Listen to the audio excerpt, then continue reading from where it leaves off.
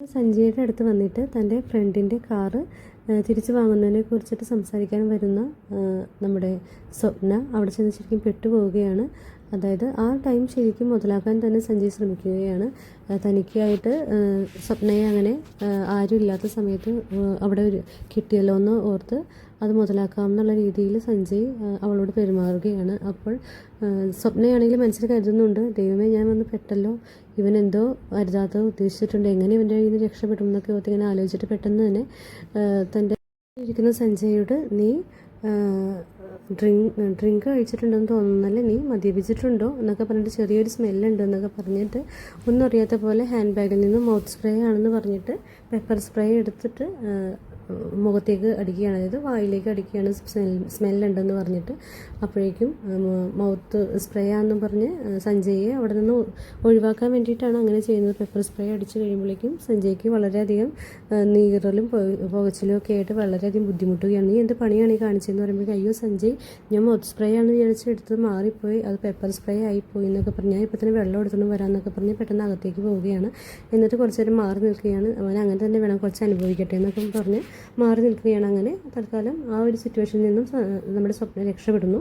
ശേഷം കാണിക്കുന്ന ഗിരിയും അമ്മയുമായുള്ള സംഭാഷണമാണ്. ഫോണിൽ സംസാരിക്കുമ്പോൾ അമ്മ പറയുകയാണ്, എടാ നീ വരുമ്പോൾ കുറച്ച് സാധനങ്ങൾ വാങ്ങിച്ചുകൊണ്ട് വരണം, ഞാൻ അതിൻ്റെ ലിസ്റ്റ് നിനക്ക് അയച്ചിട്ടുണ്ടെന്നൊക്കെ പറയുമ്പോൾ എല്ലാം വാങ്ങിച്ചുകൊണ്ട് വരാമെന്ന് പറയുന്നു. അപ്പോൾ സ്വപ്നയാണെങ്കിൽ എനിക്ക് ചോക്ലേറ്റ് വേണം എന്നൊക്കെ പറയുകയാണ്. അപ്പോൾ അത് കേൾക്കുമ്പോൾ അതും വാങ്ങിക്കൊണ്ട് വരാമെന്ന് പറയുകയാണ്. പെട്ടെന്ന് തന്നെ നമ്മുടെ ഗിരി ഓർക്കുകയാണ്, മഞ്ജുവിനോട് കൂടി ചോദിച്ചേക്കാം എന്തെങ്കിലും വേണമെന്ന്. അങ്ങനെ പെട്ടെന്ന് തന്നെ മഞ്ജുവിനെ വിളിക്കുമ്പോൾ മഞ്ജു വളരെയധികം സന്തോഷിക്കുകയാണ്, എന്നോട് അങ്ങനെയൊക്കെ ചോദിക്കുന്നുണ്ടല്ലോ എന്ന് കരുതിയിട്ട്. ആണെങ്കിൽ പറയുകയാണ്, എങ്കിൽ എനിക്ക് വേണ്ടിയിട്ട് ഒരു മിഞ്ചി വാങ്ങിച്ചാൽ മതി എന്ന് പറയുകയാണ്. പെട്ടെന്ന് നമ്മുടെ ഗിരിക്കത് മനസ്സിലാവുന്നില്ല എന്താണ് സംഭവമെന്ന്. എന്താ വിളി പറഞ്ഞിരിക്കുന്നത്, എന്തോ വാങ്ങിക്കാൻ പറഞ്ഞല്ലോ, അത് എന്താണെന്നൊരു ഐഡിയയും ഇല്ലല്ലോ എന്നൊക്കെ എന്നെ ഓർക്കുകയാണ്. എന്നാലും പറയുകയാണ്, ഓക്കെ ഞാനത് മേടിച്ച് തന്നേക്കാം എന്ന് പറയുകയാണ്. അപ്പോൾ നമ്മുടെ മഞ്ജു ഗിരിയോട് സംസാരിക്കുന്നത് അരവിന്ദാക്ഷൻ സാറ് കേൾക്കുന്നുണ്ട്. അപ്പോൾ അരവിന്ദാക്ഷൻ സാറിന് അത് കേൾക്കുമ്പോൾ സന്തോഷമാവുകയാണ്. അപ്പോൾ മഞ്ജു പറയുന്നത്, ഞാൻ എൻ്റെ ഹസ്ബൻഡിനോട് സംസാരിക്കുന്നത് സാറ് കേൾക്കുകയായിരുന്നു എന്നൊക്കെ പറഞ്ഞിട്ട് അവർ തമ്മിൽ അങ്ങനെ ഒരു ചെറിയ സൗഹൃദമൊക്കെ പങ്കിടുകയാണ്. ഗിരി വണ്ടി ഓടിച്ചുകൊണ്ട് റോഡിൽ കൂടെ പോകുമ്പോൾ പെട്ടെന്ന് തന്നെ മഞ്ജു വിളിക്കുകയാണ്, ഞാനിന്ന് നേരത്തെ ഇറങ്ങി വീട്ടിലെത്താറായി, ഞാൻ നടന്നുകൊണ്ടിരിക്കുകയാണെന്നൊക്കെ പറയുമ്പോൾ ഞാനും വീടെത്താറായി എന്ന് പറയുകയാണ്. അപ്പോൾ ഞാൻ പറഞ്ഞ സാധനം കിട്ടിയോ വാങ്ങിച്ചോ എന്നൊക്കെ ചോദിക്കുമ്പോൾ, പിന്നെ ഞാനത് വാങ്ങിക്കാതിരിക്കും, ഞാൻ അതിന് വാങ്ങിക്കാൻ വേണ്ടി ഇവിടെ വന്നിരിക്കുകയാണ് എന്നൊക്കെ പറയുകയാണ്. ആണോ എന്ന് പറയുമ്പോൾ മഞ്ജുവിന് വളരെയധികം സന്തോഷമാവുകയാണ്. ഗിരിയാണെങ്കിൽ ആ പറയുമ്പോൾ പോലും എന്താണ് സംഭവം, ഇത് എന്താണ് ഈ മിഞ്ചിന്ന് അറിയാതെ ആകെ ടെൻഷൻ ആവുകയാണ്. എങ്ങനെ വാങ്ങിച്ചു കൊടുക്കണമല്ലോ, ഇത് എങ്ങനെ ഇപ്പം അറിയാൻ പറ്റും, എന്തോ ഫുഡ് കഴിക്കുന്ന സാധനമാണെന്ന് തോന്നുന്നു എന്ന് പറഞ്ഞിട്ട് പല കടകളിലും ചോദിക്കുമ്പോൾ അങ്ങനൊരു കാര്യം അവർക്കും അറിയില്ല എന്ന് പറയുകയാണ്.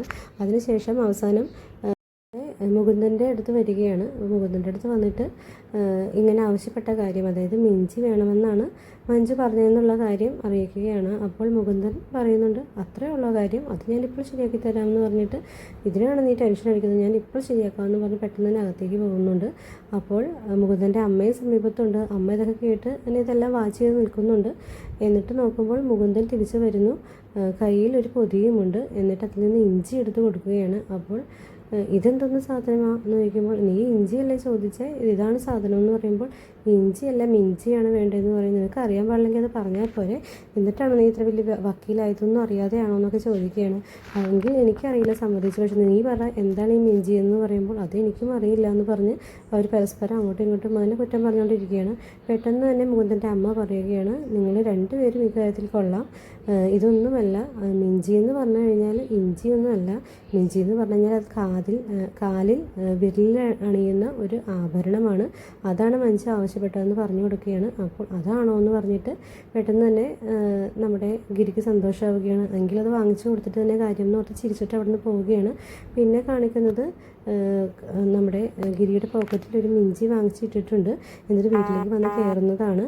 അപ്പോൾ വാതിക്കൽ തന്നെ അമ്മയും അതുപോലെ അവിടുത്തെ ആൻറ്റിയും എല്ലാവരും നിൽപ്പുണ്ട്. അപ്പോൾ മോനെ എല്ലാം വാങ്ങിച്ചു എന്ന് പറയുമ്പോൾ എല്ലാം വാങ്ങിച്ചു എന്ന് പറയും. പെട്ടെന്ന് ഇവരെ കാണുമ്പോൾ ടെൻഷനിൽ ആ മിഞ്ചി ആ പച്ചക്കറി വാങ്ങിക്കുന്ന കവറിലേക്ക് പെട്ടെന്ന് ഇട്ട് പോവുകയാണ്.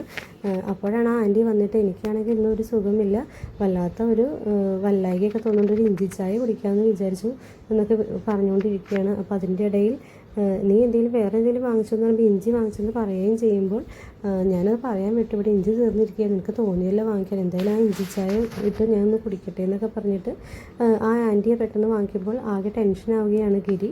അപ്പോൾ ഗിരിയുടെ ടെൻഷൻ കാണുമ്പോൾ ആൻറ്റിയും ചോദിക്കുന്നുണ്ട് ഇവനെന്താ വല്ലാതെ ഇരിക്കുന്നു എന്നൊക്കെ ശ്രദ്ധിക്കുന്നുണ്ട്.